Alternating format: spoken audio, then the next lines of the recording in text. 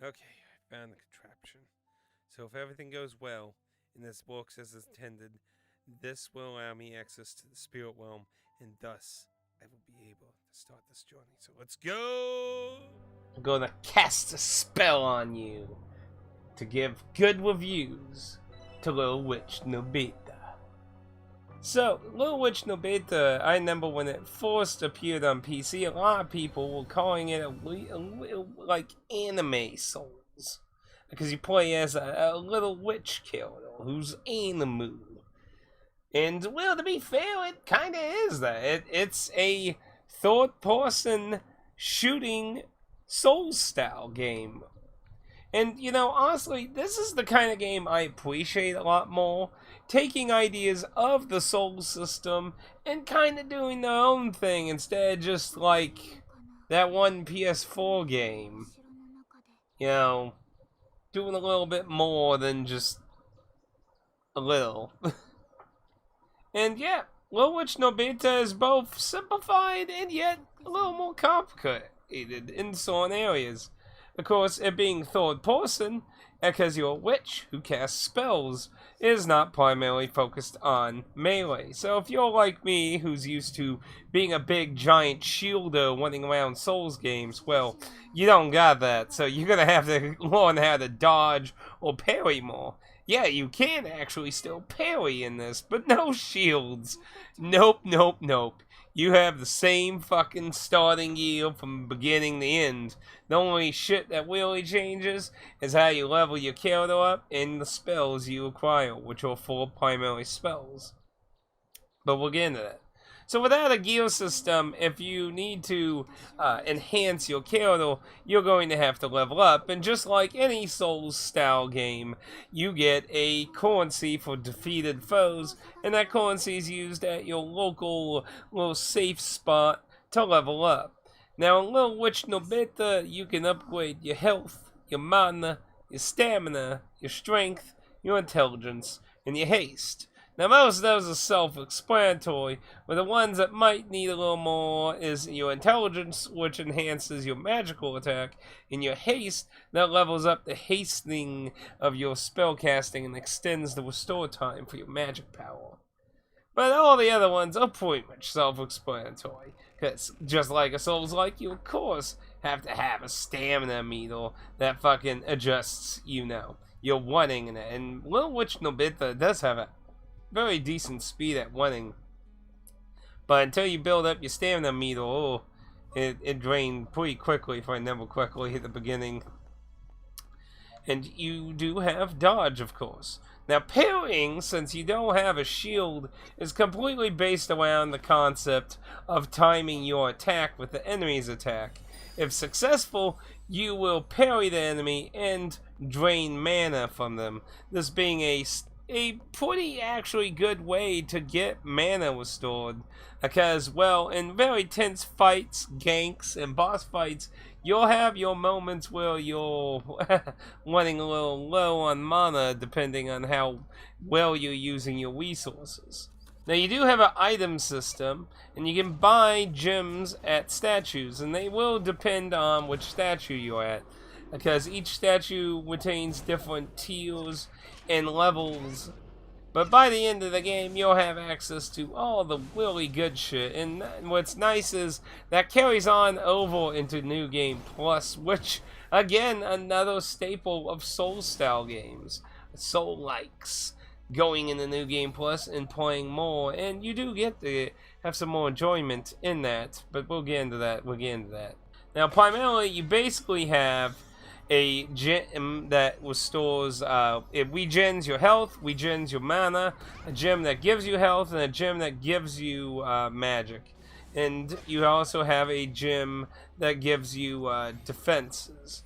So, with all these gems combined, you can work on your situations.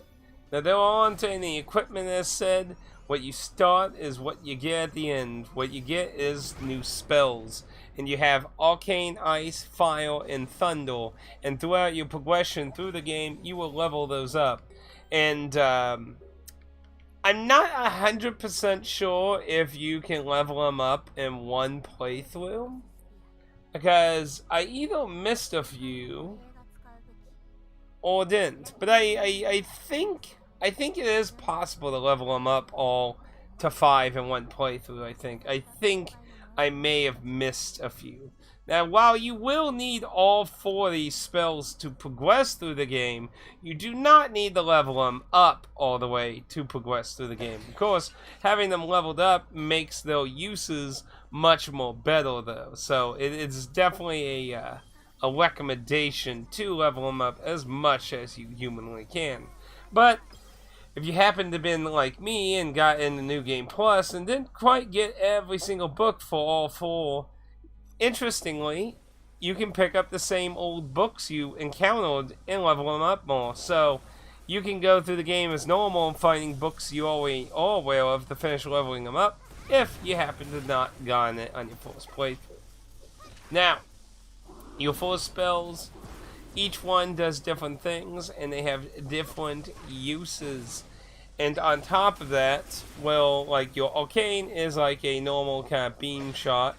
Your ice is like a machine gun. Fire is like a shotgun. And thunder is like a sniper rifle. So that's your, and it does really good damage, but it drains your fucking mana fast, so be careful how many times you use that. On top of that, you can charge each of your spells, and each one does a different effect, and is one of the relational things that you have to do to progress through the game's puzzles. Arcane will shoot a giant, I'm not sure, like a giant, just a giant beam that it can go through multiple enemies and so on barriers, so it's useful for that. Ice does home-seeking missiles, which oddly enough can actually hurt you if they hit you. Very odd. But by locking on different enemies, being a third person, you have a over-the-shoulders button to go into aiming mode, and it does have a lock-on to keep your camera primarily focused on your target, but you can just do third person in that, and that allows you to lock on with the charge up of ice. Now, fire! Fire, if you want to fucking bash something in front of you really bad, fire just shoots a giant fucking fireball straight ahead from the way you aim. Very good for lots of damage. And lightning actually has, well, technically ice also has 2 uses. With ice, you can actually run through fire with minimal damage. With lightning, you run really fucking fast while under its influence, and you can lay a area of effect damage lightning that will just strike everything in that area. Using all these spells efficiently will get you through the troubles and the puzzles and the tricky spots of the castle that you're in. Now, the tale Little Witch Nobeta does leave you a little vague at the beginning. You walk up to this castle, basically saying something about not having your memories, and you follow a black cat inside, and you go about through this castle. Now, basically, you'll learn a huge chunk of the story in the more world building, but there are little bits of it that can apply to Little Witch Nobeta's situation. But throughout your journey, while there isn't equipment, there certainly is a system similar to Dark Souls' way of telling a lot of its story, where you find items. Way many different types of items. Some are gear, some are just inanimate objects and things. But each one has a little bit of information that would tell you about the world of Little Witch Nobeta, and you'll learn over time about the church and those who opposed it, and the good, the bad, and the ill, and the dark.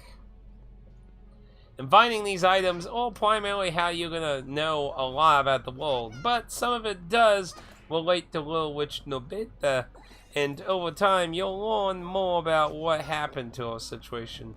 But admittedly, a lot of that comes more in the end game. Overall, you're entering this castle with no memories, trying to figure out, and the items and the things that the bosses say to you are about the only things you have to go on about. Now, as you progress through the game, you can unlock some outfits that you can change into. And apparently they added some more, I believe, through DLC download updates. So that I don't know if if they'll purchased or gave them for free. I of course played through it offline of that to review the physical build, and this is the Asian version. This did actually get an English version down the road from NIS, which is very nice, because honestly I was kind of concerned it was not going to get a physical version, which would have been really sad, because honestly I really have to say this is a really nice game. It really is. It does have a little bit jank to it. Like the Nobeta herself looks really decent. She's an anime girl and that, does this stack and everything. She controls pretty decently. There can be a few times where interacting with certain environments when you're jumping on certain structures that might be a little jank towards her. But for the most part, it is pretty good. But there are a few collisional things and that. It is a small team that made this game, so I think it is fair to be a little affordable on that. Some of the environments are a little repetitive in their style, being a ran down castle, so aesthetically, while it gets the job done, you can say there's a lot of reused environmental pieces throughout the game, but it gets the job done. It's fine, in my opinion. On top of your 4 elementals, you actually technically have 2 more things, wind and absorption. Wind enables you to double jump, and improving it gives you more improvements, dodging in air and such, so very useful. Definitely recommend leveling up. And absorption has to do with you being able to get mana from your enemies, your parrying skill. Or as it likes to call it, the ritual of magic absorption. Both of these are your defensive options, and of course both recommended to level up. But I was not good at parrying things in this game, so that would depend on your skill set on that front. I did encounter some collisional things in that, but I did not encounter any game-breaking bugs or anything that shadowed the fabric of the universe with the game. Again, this isn't a AAA title, but it was very charming and fun, and I definitely recommend it if you like the concept of basically being a magic castle set with soul-esque aspects of collecting souls, stamina system. Like, it's magical souls, and I really had a lot of fun with it. I'm really looking forward to the company's next title, which I really hope is set in the Little Witch Nobeta universe, because I really like the story, the world building they really built up with it, and I feel like there's a lot of potential for games in this universe they created, so it would be nice, but as far as I know, there are no mentions of any future plans of what they're doing yet. So far, as far as I know, they've just been working on giving extras to Little Witch Nobeta, as far as I am aware of. Honestly, it's just a charming little game, and I really recommend it for you. It's pretty straightforward, and it has lots of collectibles to find for the story building. Like, I really just feel like it was kind of a shame they didn't add, like, maybe accessories or wings or something. Like, if they were to make a sequel, I would love them to maybe do something in that kind of angle. Give you a little extra customization, because that is an aspect I like in Souls games. But, you know, it's not the end of the world, but it's just something I would have liked a little bit more. Little Witch Nobeta isn't very open like a lot of Souls-like style games with the Metroidvania elements. However, there are a few optional areas and pathways you can go about if you're crafty. It is a mostly linear, straightforward thing, but you can go back to areas to look for goodies and things that you missed. However, late in the game, there is a you can't go backwards moment. So if there's anything you missed from that point, you gotta go back and do it, because once you go forward from that point, you will not be able to go backwards. So there is a point of no return, and the game goes on for a little bit longer from there. So it's not quite like this is the final boss kind of thing. There is more gameplay. So, and the game does warn you of it, so you don't have to really worry about it creeping up on you. So, that is at least some kindness, because, well, I did get, like, almost all the fucking items. I think I missed, look here real quick, I missed 4 items in my entire blind playthrough of this game. So that's pretty damn good, to be honest. So, now how much would I say Little Witch Nobeta is worth? It's a very enjoyable game, personally. It's not going to be as lengthy as most Souls-like style games, but it's very charming. I like the characters, the story, and the world building. It's not a AAA experience, and it doesn't necessarily need to be fun and enjoyable. I had a lot of fun. There were a few moments of frustration over certain enemies, and that's because, you know, like a Souls-like game, it's going to do these moments where you get ambushed, ganked, or have to overcome a challenge the devs put in front of you. But I liked it, the bosses, the characters, the aesthetics. It was very nice. And while on that note, just throw it out there, there are DLC outfits. I did a quick little search, and there are extra outfits you can buy. They made a Norse outfit? Oh my gosh. The white devs are degenerate. No, I'm just kidding. But how much would I give Little Witch Nobeta? Personally, I think Little Witch Nobeta earns itself a decent $49.99, a $50 range. A little bit under the normal price of $60. I think that's pretty reasonable. It's not as long as some games, and of course, it being a small team, they did a really decent job with this title, and I think they should be rewarded for such. I think it's pretty decent in all aspects of that. Now, you could maybe argue maybe $39.99, maybe possibly $2. Between there, I think is a good price. Now, this game had a few different price points depending on where in the world you're buying it. See, as I mentioned, I bought the Asian version that had English, because I did not think we were going to get this game, at least physically. But we did. We even got a limited edition with a plush that, oh, I really want that plushie. It was so tempting to buy it again, but I really couldn't. I have so little space for games as it is. I can't have another giant limited edition. Maybe if I'm lucky, they'll sell it separate someday. I would have liked the plushie. I would have. But I didn't think there was a really high chance of us getting a physical of this. So I went with the Asian version. And interestingly enough, there is a price a little bit of a difference in the price. Now, I got mine for $35.99. I'm not quite sure if it was on a sale, because the Asian version's no longer for sale on PlayAsia. It's gone. I apparently wasn't the only one who thought the chances of getting a physical version here were going to be low, apparently. But I'm not 100% sure if that was on sale or not. It probably was $39.99, probably on PlayAsia, because you usually don't get very steep discounts too often on PlayAsia, outside of their like weekly deal thing, which usually when they do that, it's just to really get rid of overstock stuff. Now, for the English Western release, it was given the price tag of $49.99, which I don't think is still bad. As I said, I still think that is a decent and fair price for this game. $60 might have been a little pushing it, though.